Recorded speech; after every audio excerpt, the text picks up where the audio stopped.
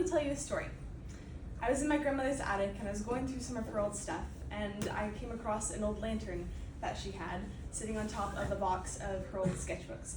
As I was flipping through a couple of those pages, I saw a sketch that she had done on our trip to Glacier National Park a couple years back. After a couple more hours of digging through old things, I was lured back downstairs by the smell of her famous grilled cheese recipe, which she always made for my sister and I.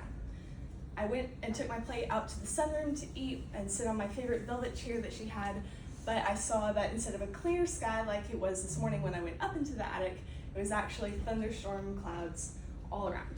Now, the story isn't exactly true, so sorry for lying to y'all a bit, but it's a mnemonic that helps me remember this list of 7 words that my brain otherwise would not have been able to remember. You see, our brains are far less able to remember small pieces of information and memories than we think they are, but there's ways that we can trick them into doing better. Now, I know it's a big jump to go from my attic, or my grandmother's attic, to memory in the brain, but if you'll stick with me for just a minute, I'll explain towards the end. But first, I need y'all to understand the battle royale that happens in your brain every single day. Now, whether you know it or not, every time you look at something, your brain has to take in the information, process it, scan it, and categorize it into something you do know or you don't know. It wants to give its attention to the things that you don't know, are the most important things. It doesn't want to have to deal with all the other clutter, which is what it's forced to do with everything that it's taking into its senses. And it's a lot. It's exhausting, taxing work, and your brain doesn't want to do it. So it's come up with a strategy that we call cognitive miser theory. This was introduced by Susan Fiske and Shelley Taylor in 1984. And basically what this strategy means is that your brain will do as little work as possible. It's going to outsource as much information as it can to be able to focus on what's actually most important. There's 2 ways that your brain typically does this cognitive miser theory on the daily, and the first one is called a schema. A schema is an organized experience, or several organized experiences that your brain has stored as data points and refers to that instead of actually learning what it's supposed to do in the moment when you come back to those experiences. For example, your drive to and from campus every single day. If you're like me, you take the same route, and because I know exactly when I leave, where I'm going, I have a category of what I know is going to happen on my drive. I know exactly which stoplights I'm going to stop at, I know what traffic is going to look like, and my brain doesn't have to focus on those details anymore because it's already done it. It's referring to my schema, that data bank, to tell me what's going to happen, so instead it can focus on the ever more important detail of knowing what cars are doing around me so that I'm being safe on the road and not running into other drivers. Now, the second way that your brain does this is with the dual process thinking.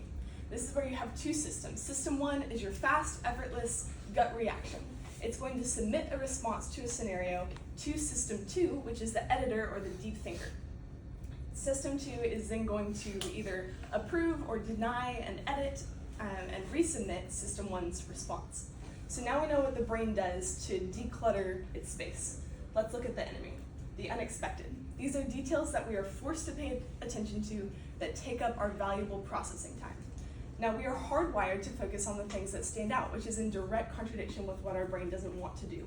It requires us to make an action or a new response, which your brain just does not want to have to deal with. So, what are we supposed to do about this? Now, as students especially, we have our own battle with the brain because we have 1,000 things vying for our attention throughout the day. There's school and grades and GPA and friends and dating's thrown in there somewhere, and there's some other stuff and taking care of yourself, being healthy, and have you dealt with the pile of laundry that's been 2 weeks in the dryer? You should check on that.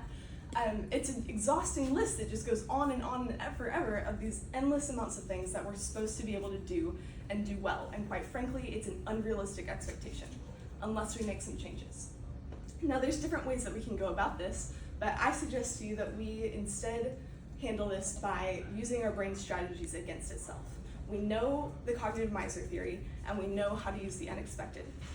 According to several articles by Scientific American, your brain's recall and memory skills are drastically improved when you incorporate fantastical imagination into your day in and day out. This means that using dragons and unicorns to help you remember your biology textbook will make these details stand out, and therefore your brain is able to remember, oh, I was thinking about dragons the other day. Why was I doing that? Oh, right, that's because I found it with this biology page. It helps those details stand out so that you recall them easier. You can also do this by using the brain's own strategies against itself. Use your schemas of what your studying environment looks like and differentiate it from that of when you're eating or sleeping or relaxing. Doing this will help your brain separate what it's supposed to be doing when you're in that environment. If you are at your desk sitting at your chair with a certain playlist playing every single time that you are studying, then your brain is going to know it's going to fall into that rhythm of studying when you're in that environment. If all of that is mixed in your brain, then you're going to your brain's not going to know where to put itself, what attention to give where. It's going to be more distractive, and you're going to be less productive and less efficient in your work because your brain wants to rely on your schema, not actually relearn what it's supposed to do in the moment. Now, is this actually worth it to go through and make these changes? And I'll let you answer that question. I asked ChatGPT to come up with a list of 7 words for you guys to memorize. And I want you to put this into a story. Either use details that are familiar to you, like your house or your grandmother's attic, to remember these things, or incorporate that fantastical imagination that I mentioned earlier. Now, I gave myself this exact same challenge last night, and I was able to remember all of my words by telling you about a story, by walking you through my grandmother's attic. What adventure will you go on in order to remember yours?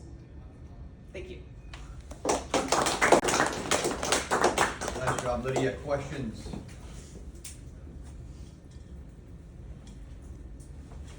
What was the story at the beginning, like those 7 words? What were they for? So Like, that. give me the example. So that was my example. I'm sorry that wasn't clear. That was the strategy of using a story or incorporating some imagination into remembering several details. If I tried to remember attic and lantern and velvet, recipe, glacier, thunderstorm, all by themselves, I wouldn't have been able to remember that until today. But the story helps me. It's a hyperlink to all of these 7 things. So instead of having to remember all 7 details individually, I can just go to my story, walk through until I get to the detail that I want to pull from. And you can use this in other things as well. It doesn't have to be just a list of words. Yeah. So if we study well in a cafeteria, we shouldn't watch TV or shouldn't.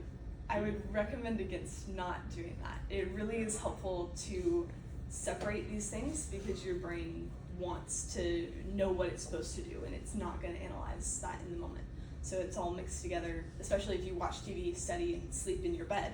That's not going to be helpful. It's going to keep you up, and that you're not actually going to be able to get to sleep when you want to. Yeah. So having like a story or a list of words to go with, like, say you're studying the biology example, does that ultimately make it faster for you to memorize something? For me, it does. It's been really helpful, and I used this actually on an exam I had last week, and I was actually going through like 15 minutes before the exam. There was one concept that I still hadn't quite gotten thoroughly, and I put it into a story. It was a list of vocabulary words. I put it into a story to remember what was going on, and I got the question right, so it was helpful. Yeah. All right, thank you, Lydia.